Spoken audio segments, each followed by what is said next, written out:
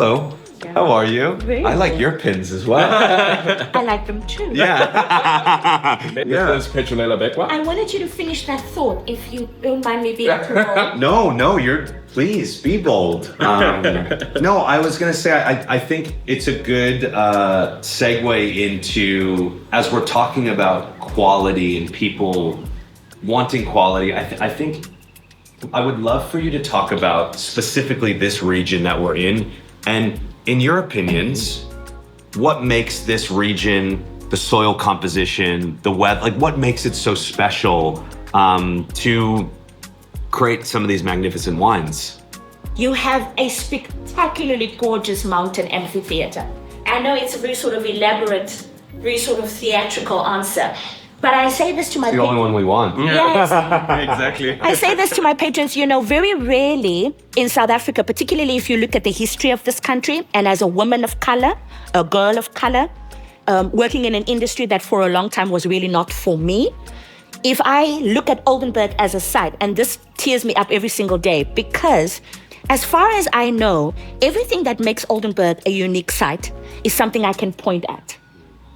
If I speak to you about the element of the wind, you can see Mother Nature playing with the leaves. And if you stand outside and you take a picture with Rondekop as your background, you can feel the element of the wind playing on your face. Rondekop, I can point at it. The mountain ranges, I can point at it. And everything about the site is in the now, it's looking to the future, and it's very much a celebration of how far we've come.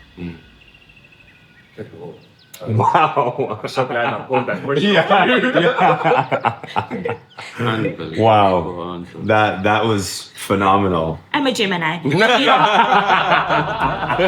sense. We are the communicators of the zodiac. Yeah, absolutely. Oh my gosh. I forgot they were here. Music quality in all spheres. It's about the experience. Never forget about the wine. So, gentlemen, in front of you then are the only two white wine cultivars we focus on here at Oldenburg. Your left-hand glass has South Africa's most widely planted cultivar.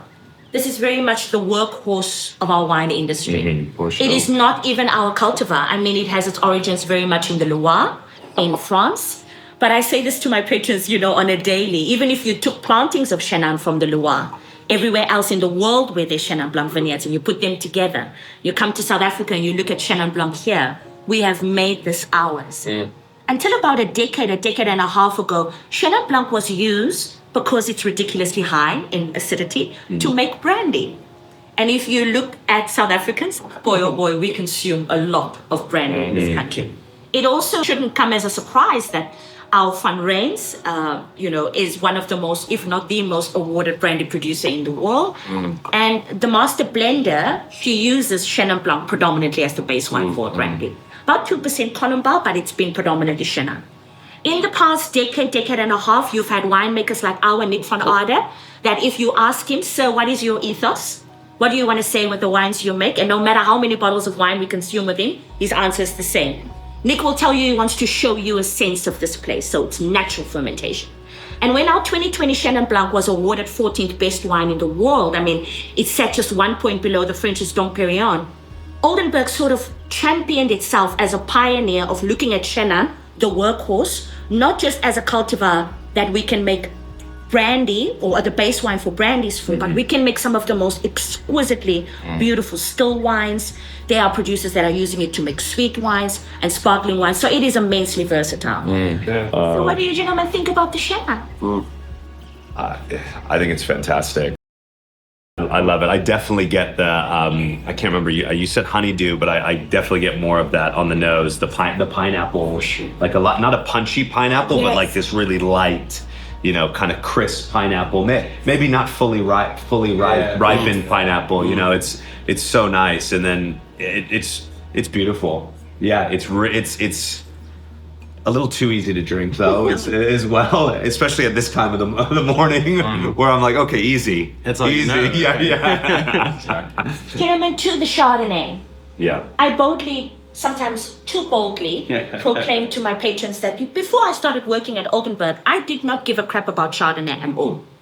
I was very much in the ABC club, the anything but Chardonnay club. Why is that? Because I felt that they had done too much with it. We were given plonk when it came to Chardonnay.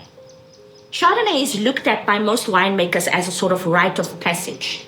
They want to start making wine and they want to put their name on something, they'll start making Chardonnay because the cultivar, in its neutrality, very much bends itself to the whim of the winemaker.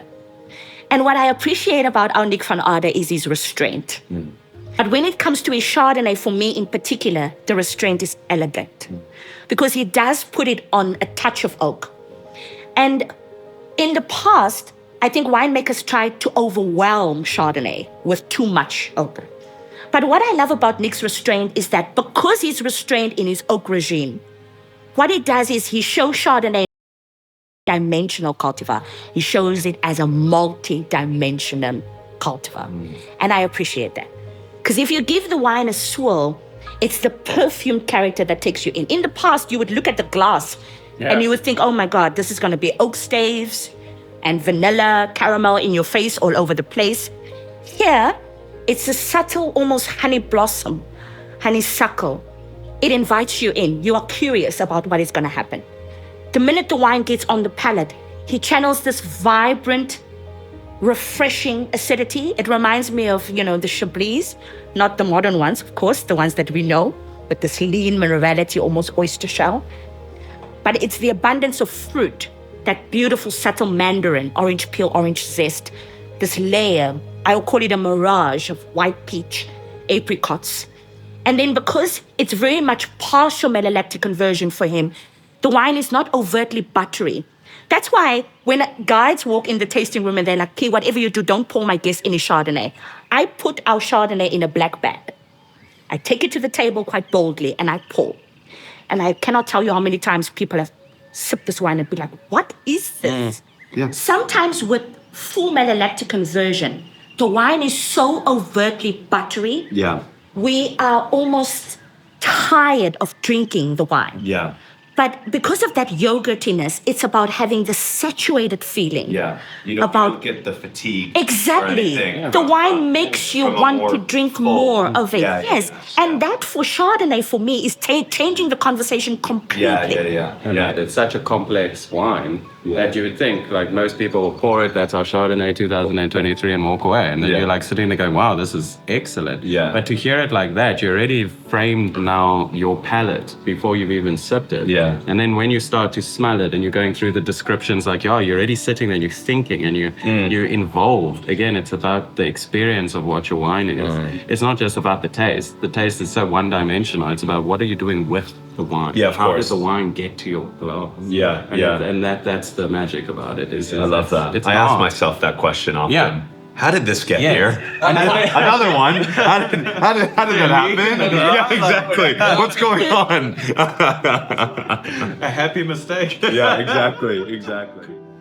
What do you want people to say about Oldenburg? What do you want them to say, people who've experienced this, or people who've yet to experience this? I think it's more about stimulating discovery, but also in a broader sense about, like, and I've been saying this to everybody, like, you're ambassadors of this region, whether you accept that or don't accept that, like you are. And so I always love asking people, what do you want people to say? Because I think it stimulates a really interesting, answer. What it's about is putting a proper framework around what we are doing as well.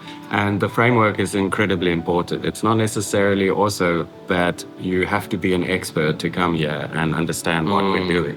So that is why it's important, as touching on what Stefan was talking about with qualifications and whatnot, especially internationally, is that you understand where they're coming from. So you're talking about USA, I've got Napa, I've got this in the back of my brain. So when I pour you your Chardonnay, I'm sitting there going, so like where you're from. And then that relatability is the instant connection. And then we frame our section of how we do it. You're familiar with this, and this in your taste profile. This is how ours differs, but this is also how ours is exactly the same. And this is where that harmony comes together. It's about also not trying to boast, not trying to put you off because look at me, look at the knowledge we have, and it doesn't matter. It's actually humility is our game here, and going to a point of thank you for sitting down, and like what P was saying, thank you for giving us your time. It's not the other way around. You're so blessed to sit here and look at the view and whatnot. It's mutual in that regard. And it's about humbling your experience to bring it to your level. And we can then match depending on where you want to be. Are you a winemaker? Are you a sommelier? Are you a normal businessman? Let's get to your level, and we adapt very well to that. So each experience is an individualized experience. It's to your level of knowledge, as Greg was saying. It's to make it as fun as possible, and also to bring it down to a level when, if you say you want a Coke in your red wine glass, man, we'll do it. Reluctant, but we'll do it. Hold on. That's gone too far. That's gone too far. We'll try and reframe it. Yeah, exactly.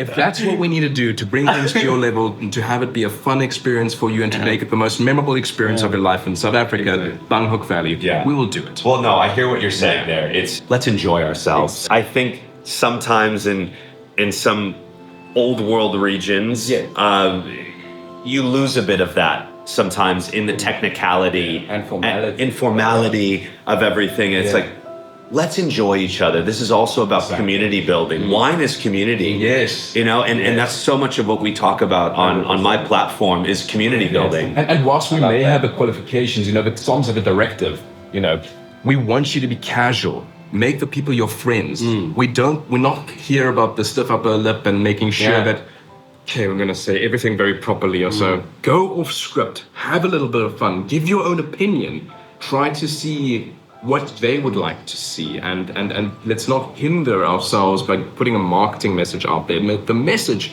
is easy. Nick Van Aarden makes our message very easy with the wines that he creates. He puts some very good wines in front of us. So we have a good foundation here for communicating with each other. We don't need to try incredibly hard, and just make it personal, make it relatable. For people who aren't familiar with this region or have heard of it or have tried several wines, what do you want them to know about this region in general, but also speaking as a South African? We are not the horror stories that you hear. South Africa has come a very, very long way in the last 10 years. And for hospitality and for gastronomy and experiences, I would almost argue that we're bar none. This is an incredible country. This is an incredible people. You will feel welcomed. You will want to return. If the South African soil bites you, if you're here one time, you will be back. It's a thing. It's documented. People can't let go. To build on that, it says that we're in a 30-year democracy at the moment. I mean, we just celebrated 30-year democracy. And in that 30 years, I call it the 10% syndrome. And what I mean by that is technically our wine lens is 300 years old, but the 30 years has been the mark of that evolution. And if you take that little 10% of 30 years and where we've actually gone in that 30-year span, just think about where we're going for the next 30 years and the next 30 years. And just that little bit, I mean, the first 10 years was winemakers were finally allowed to go out into the world and experience things. Then they started to realize, hold on, it's not just about how you make the wine, it's actually the vineyards that is important. The next 10 years was the viticultural boom. And then between 2015 to 2025 has been the cultural sommelier boom. And that is now where the gastronomy has picked up. That is where the sommeliers have come onto the field, because finally restaurants are requiring sommeliers, qualified people, to again take something that's not necessarily an everyday thing, that is featured in your everyday life, but to frame it to a point of culture. And how do you express your culture through your terroir as well? And that's, I think, where people are waking up with South Africa. It's unique, it's different. It's not this cheap wine that you think it used to be, which at the time it was, because we had nowhere to sell it other than internal South Africa. Now the doors are open to the world and we are okay, come. And we're very inviting too. And I think that's where the uniqueness it is. Yeah, that's fantastic. I can tell you with 100% certainty that I'll be back.